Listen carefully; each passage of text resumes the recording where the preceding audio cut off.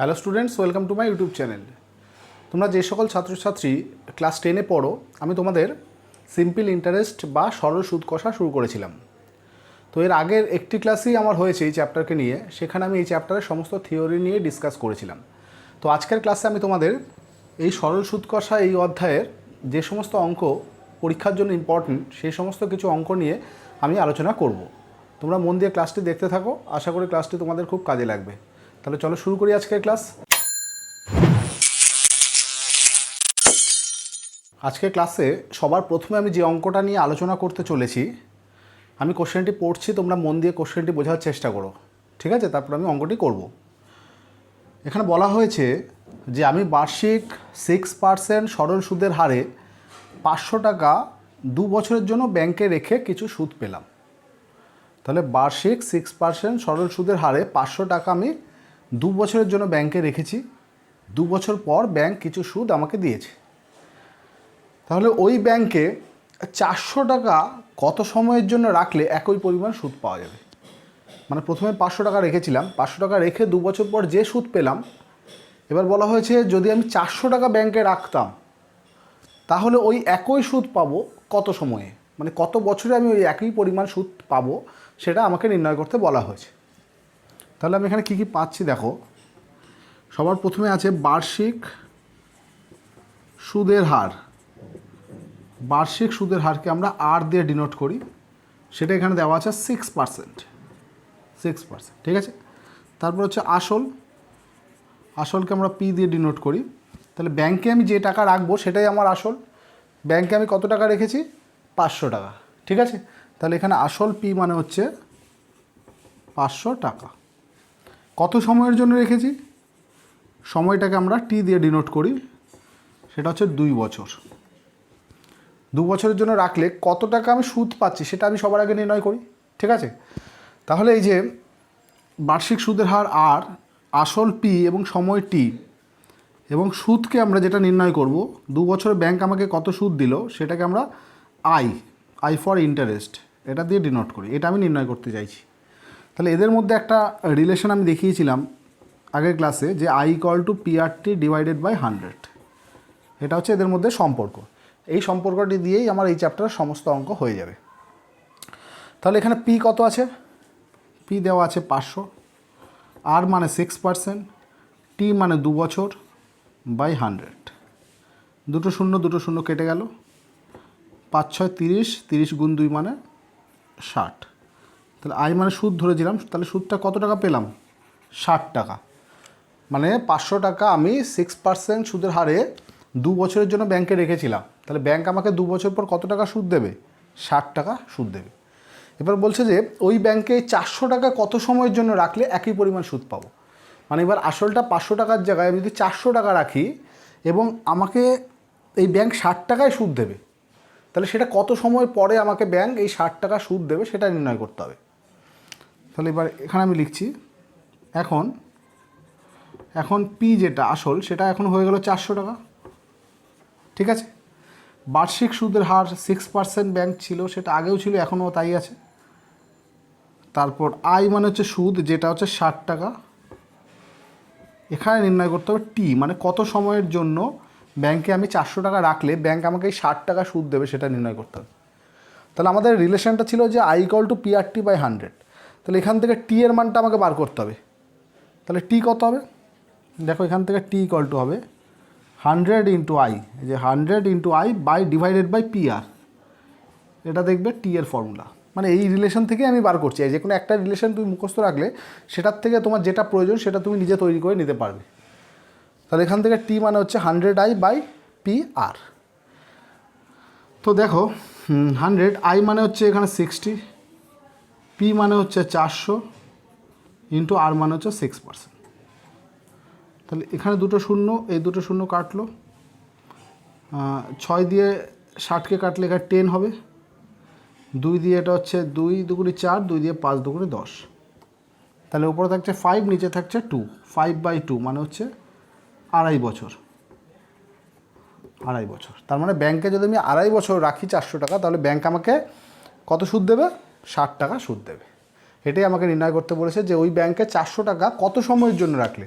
আড়াই বছরের জন্য রাখলে ওই একই পরিমাণ মানে আগে যে সুদটা পেতাম সেই সম পরিমাণ সুদ আমি এখানেও পাবো। ঠিক আছে, লাস্টে তোমরা উত্তর লিখে দেবে। তোমরা এবার পরের অঙ্কটি দেখো। এখানে বলা হয়েছে যে বার্ষিক 6% সরল সুদের হারে কোনো টাকা কত বছরে দ্বিগুণ হবে তা নির্ণয় করো। মানে ব্যাংকে তুমি যত টাকা রাখবে সেটা কত বছরে গিয়ে দ্বিগুণ হয়ে যাবে সেটা তোমাকে নির্ণয় করতে বলেছে। এখানে ব্যাংক কত পার্সেন্ট হারে সুদ দেবে? 6% সরল সুদের হারে। ঠিক আছে, তাহলে আমরা এখানে পাচ্ছি যে বার্ষিক সরল সুদের হার, সেটাকে আমরা আর দিয়ে লিখি, সেটা হচ্ছে 6%। ঠিক আছে, আসলটা যেটা আসল টাকা, যে টাকাটা আমি ব্যাংকে রাখবো সেই আসলটাকে পি দিয়ে ডিনোট করি, সেটা আমি এখানে ধরে নিলাম এক্স টাকা। এটা আমি ধরে নিলাম যে ধরি আসল হচ্ছে এক্স টাকা। আচ্ছা, কোনো টাকা কত বছরে দ্বিগুণ হবে? দ্বিগুণ হওয়া মানে কি হলো? মানে এক্স টাকাটা 2x টাকা হয়ে যাবে। আসল যদি আমি এক্স টাকা রাখি সেটা দ্বিগুণ হওয়া মানে এক্সটার দ্বিগুণ হওয়া মানে 2x হয়ে গেল। তাহলে এক্স টাকা 2x টাকায় পরিণত হলো। তাহলে ব্যাংক আমাকে সুদ কত দিচ্ছে? মোট টাকায় পরিণত হলো 2x, সেখান থেকে আসল হচ্ছে এক্স। অর্থাৎ আমি যে টাকাটা দ্বিগুণ হওয়ার পর যে টাকাটা পেলাম সেটা হচ্ছে 2x, তার থেকে আমি আসল যে টাকাটা ব্যাংকে আমি রেখেছিলাম এক্স টাকা সেটাকে আমি বাদ দিয়ে দিলাম। তাহলে বাকি যে টাকাটা পড়ে থাকলো সেটাই কিন্তু সুদ। ঠিক আছে, তাহলে সুদ হচ্ছে এখানে 2x - x মানে এক্স টাকা। আচ্ছা, এখানে কত বছরে তার দ্বিগুণ হবে সেটা নির্ণয় করতে হবে, অর্থাৎ সময়টা এখানে চাইছে, সময়টা নির্ণয় করতে বলা হয়েছে। আচ্ছা, তাহলে সম্পর্কটা আমরা কি জানি? যে আমরা জানি I = PRT/100। তাহলে এখান থেকে আমি টি এর মানটা বার করবো, টি। তাহলে টিটাকে তুমি এখান থেকে বের করে নাও। টি মানে হবে 100I / PR।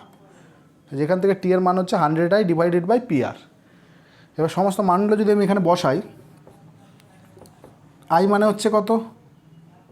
এক্স টাকা, যে আই এক্স টাকা। পি মানে কত? সেটাও এক্স টাকা। আর মানে কত? 6%। তাহলে এক্স এক্স কেটে গেল, এটা 2 দিয়ে কাটলে হচ্ছে 3 × 6, আর 2 দিয়ে এটা হচ্ছে 50 × 100। তার মানে 50/3। এটাকে যদি ডিভাইড করা যায়, 3 4 5 3 6 18 2, তাহলে 16×2 = 3 বছর। অর্থাৎ আমি যদি ব্যাংকে কোনো একটা নির্দিষ্ট পরিমাণ টাকা রাখি সেটা ডবল হতে কত বছর সময় লাগবে? 16×2 = 3 বছর। এবার তোমরা পরের অঙ্কটি লক্ষ্য করো। সেখানে বলা হয়েছে যে যদি বার্ষিক 10% হার সরল সুদে 800 টাকা ব্যাংকে জমা দিয়ে সুদে আসলে 1200 টাকা ফেরত পাই, তবে ওই টাকা কত সময়ের জন্য ব্যাংকে জমা ছিল? তাহলে এখানেও এই অঙ্কটা অনেকটা আগের অঙ্কের মতো। আগের অঙ্কটায় বলা হয়েছিল যে টাকা আমি ব্যাংকে জমা রাখছি সেটা ডবল হয়ে গেছে, কিন্তু এখানে তা না। এখানে আমি 800 টাকা ব্যাংকে জমা রেখেছিলাম, সেটা বৃদ্ধি পেয়ে 1200 টাকা হয়েছে। অর্থাৎ সুদ আসল মানে সুদ এবং আসল মিলিয়ে কিন্তু 1200 টাকা। সুদ কিন্তু 1200 টাকা নয়, এখানে সুদে আসলে 1200 টাকা। অর্থাৎ আমি তো জমা রেখেছিলাম 800 টাকা, তাহলে সেটা 1200 টাকা হলো মানে এখানে আমি কত টাকা সুদ পেলাম? মানে ব্যাংক আমাকে কত টাকা এক্সট্রা দিল? 400 টাকা। এই 400 টাকা হচ্ছে ব্যাংক আমাকে সুদ দিয়েছে। 10% হার সরল সুদে আমাকে ব্যাংক সুদ দিয়েছে। তাহলে এই সুদটা ব্যাংক আমাকে কত বছর সময় পর দিল সেটা আমাকে নির্ণয় করতে হবে। ঠিক আছে, তাহলে এখানে আমি যেটা পারছি যে বার্ষিক সরল সুদের হার, সরল সুদের হার কত পেলাম? আর মানে হচ্ছে 10%। 10%। আচ্ছা, তাহলে আসল কত টাকা? আসল মানে যে টাকা আমি ব্যাংকে রাখছি, কত টাকা রাখছি? 800 টাকা ব্যাংকে রেখেছিলাম। তাহলে 800 টাকাটা হচ্ছে এখানে আসল। আর সুদ কত হবে? সুদ হচ্ছে ব্যাংক 10% সরল সুদে মোট কত টাকা দিল? 1200 টাকা। তার মধ্যে আমার নিজের কত ছিল? 800 টাকা। তাহলে 1200 থেকে যদি আমি 800 টাকা মাইনাস করে দিই, তাহলে এই যে 400 টাকা এটাই হচ্ছে ব্যাংক আমাকে সুদ দিয়েছে। তাহলে এই সুদটা কত সময়ের জন্য দিয়েছে সেই সময়টাই এখানে জানতে চাওয়া হয়েছে।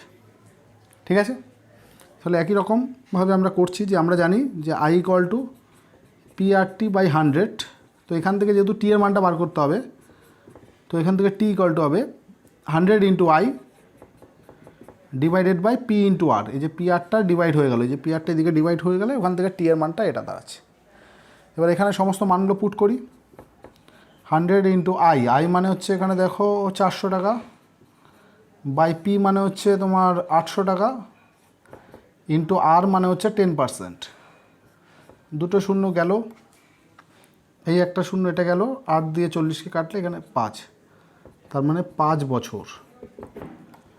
ব্যাংকে ওই টাকা কত সময়ের জন্য ব্যাংকে জমা ছিল, এই যে কত সময়ের জন্য, ওই টাকা কত সময়ের জন্য ব্যাংকে জমা ছিল, তাহলে উত্তরটা কী হবে, যে 5 বছরের জন্য আমি ব্যাংকে ওই টাকা জমা রেখেছিলাম। এটা তোমরা লাস্টে উত্তরটা লিখে দেবে। তাহলে আজকের ক্লাসে আমি যে সমস্ত অঙ্ক করলাম, এই অঙ্কগুলো থেকে তোমাদের মধ্যে একটা কিন্তু স্বচ্ছ ধারণা তৈরি হয়ে গেল এই সিম্পল ইন্টারেস্ট বা সরল সুদ কষা এই অধ্যায় সম্পর্কে। আশা করি এরপর আরও কিছু অঙ্ক আমি পরের ক্লাসে যখন করাবো তখন তোমরা আরও বুঝতে পারবে যে কীভাবে বাস্তব জীবনে এই সূত্রটা বা এই সরল সুদ কষা এটা প্রয়োগ করা হচ্ছে। ঠিক আছে, তাহলে তোমরা মন দিয়ে ক্লাসটি দেখবে, এর পরের ক্লাসটাও লক্ষ্য করবে, তাহলে আশা করি এই চ্যাপ্টারের সমস্ত কিছু তোমাদের মধ্যে ক্লিয়ার হয়ে যাবে। তাহলে আজকে আমার ক্লাস এই পর্যন্ত থাকলো, দেখা হচ্ছে পরের ক্লাসে।